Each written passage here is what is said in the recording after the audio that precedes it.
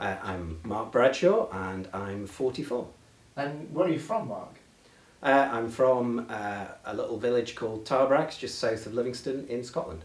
I started running in sort of tail end of 2011. I was a complete couch potato. I did no activity whatsoever, very overweight. My health was deteriorating, everything. So I thought I had to do something before it became, really bad. And a couple of personal issues at the time really got me into, I've got to lose the weight. I've got to do something about it, and I want to be active. And started cycling, and then realised that I much preferred running. So that was it. End of 2011. First marathon was the Edinburgh Marathon in 2012. And so 2012, 2013 did a couple of marathons, and then 2014 I thought, this is really fun. I want to do lots of them. So that was it. I've done 15 to date. 15? Yeah. So building some experience, still making all sorts of rookie mistakes. I read all the magazines and books and things and know what I'm supposed to do, and then do exactly the opposite. And so I've done just about everything wrong. Well, that'll stand you in good stead, I promise you. Yes. That's what you need to know. Yeah. Brilliant. I mean, you look in good shape, so... No, thank you. It's, well done to you for making that change. I think that's excellent.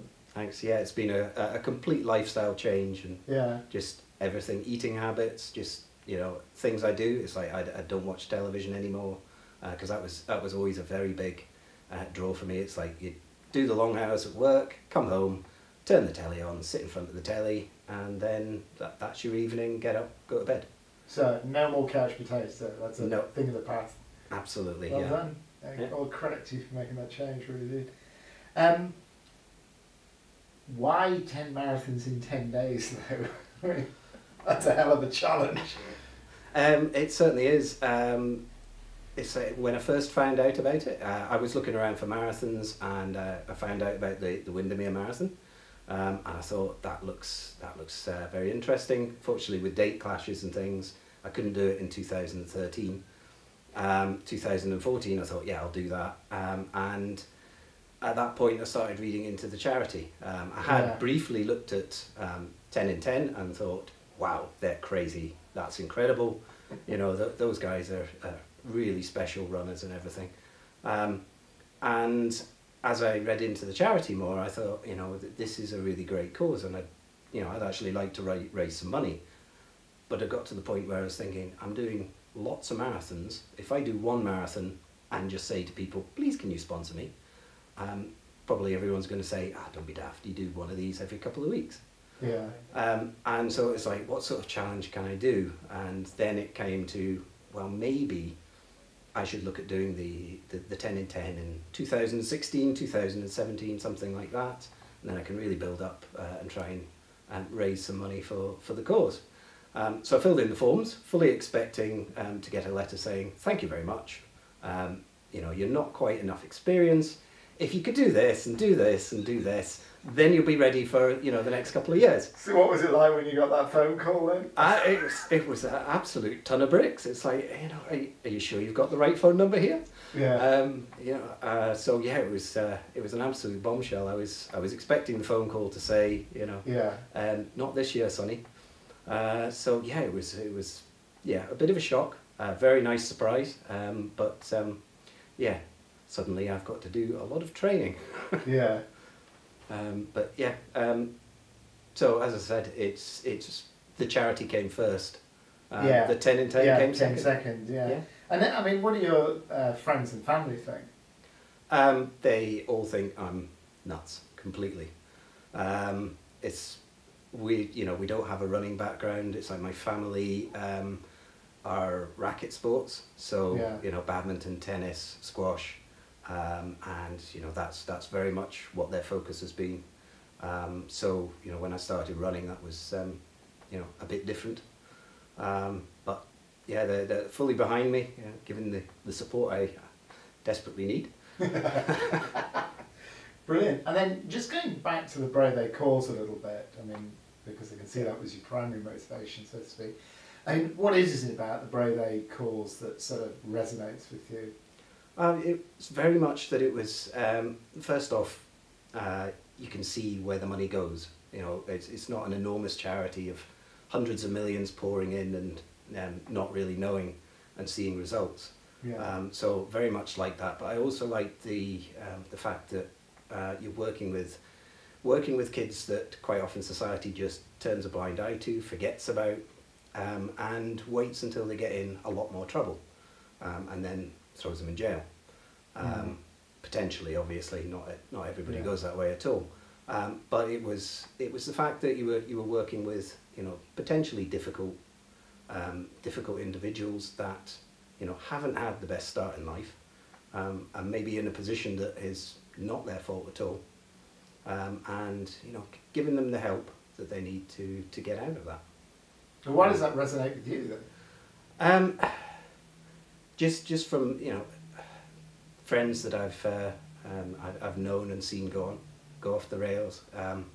At school, I had a couple of friends who ended up in prison. I had one friend who carried out a murder, which was obviously very shocking to us all. And another guy I knew attacked a teacher with a baseball bat.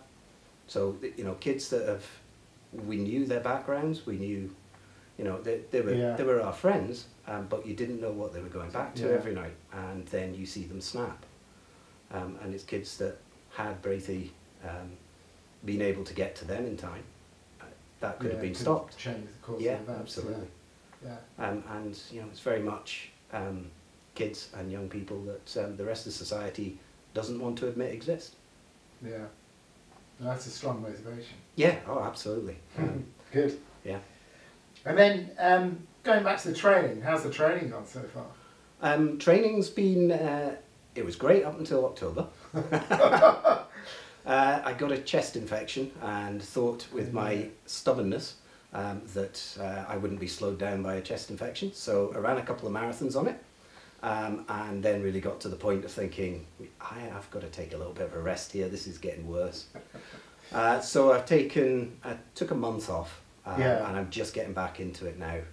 It was the right thing to do, definitely. Yeah. And now I'm back up to running and really enjoying it. I can't push as hard as I'd like, but I've got the next sort of 4 months all planned out. Quite a few training marathons to do, and you know, I'll be hopefully on song come May 8th. Get yourself to the start line in good shape. That's what you need to do. Yes, absolutely. Yeah. Brilliant. Good. And then fundraising wise, how's the fundraising gone? Fundraising's gone well. It's gone better than I expected at this stage. There's been a little bit of trouble with it being so far away for some people. Yeah. But it's been going well. I'm going to sort of launch within my company, which I've not done yet. That'll happen in the next sort of month. So that should give a good boost. That'll give a good boost. Yeah, absolutely. So yeah. More. Yeah, good. More, please. And then just sort of looking forward to May and you know the actual challenge itself. What are you most looking forward to? I'm looking forward to all of it, to be honest. The camaraderie with the other runners and the team here. I'm very much looking forward to sort of delivering on the sponsorship that I've collected. I love running, so I'm really looking forward to just 10 days of focusing on running. Yeah. Which I can't believe I'm saying, given where I've come from. But well, you are saying it, you know, yes, and you are doing it. You're putting yourself there. Yeah, I'm sure I will love it. There'll be a lot of pain and difficulty in there, but you know, I really just love zoning out, enjoying the run, enjoying the scenery. And yeah, I'm looking forward to that as well. And is there anything you're particularly worried about? The only thing that could cause me issues is I am very stubborn and determined, and if something goes wrong, I'll not necessarily admit to it, and I might carry on through it. For example, run for 2 months on a chest infection, until I really can't carry on. So that's a slight worry, just that I'm too stubborn. But you've got quite a few people around you here as well. Yes, who've seen it before too. Yeah. So And they start having quiet words with you, then I just want to take a little bit of notice. absolutely, I'm sure Yeah. I'm not the most stubborn person who's ever done this. No, I don't think so. I think there are. Yeah. There are. Yeah, I think you need a certain amount of stubbornness to get through this, and you know, I think that's a good attribute, so to speak. So yeah, but protect yourself though. And then, if you could sum up in one word how you're feeling, looking forward to the event, what word would you choose? Oh, I'm not good at one words. I usually I've use only 50 given for you- one. I know I've only given you one though. I'm afraid I'm going to have to nick somebody else's word. The great Davy Green's surreal. Surreal. Sums it yes. up perfectly. Yes. Yeah, I'd forgotten you said that one. But yeah, no, I can completely, I can go with that with you. That fits. That Yeah. fits well. Yeah, because I've got this image of you getting off the couch now. Yeah, Some time back, and you're sitting on that chair, and you're going to do it. that's it. It's my company moved to a new building in Yeah. 2011, I think it was, and I sit on the second floor. The cafe was on the 5th floor. I'd always taken the lift, and one of the guys said, "Oh, let's just walk up the stairs." And I went up 3 flights of stairs, and I was almost sick at the top of it because I Yeah. was so tired from doing that, so exhausted.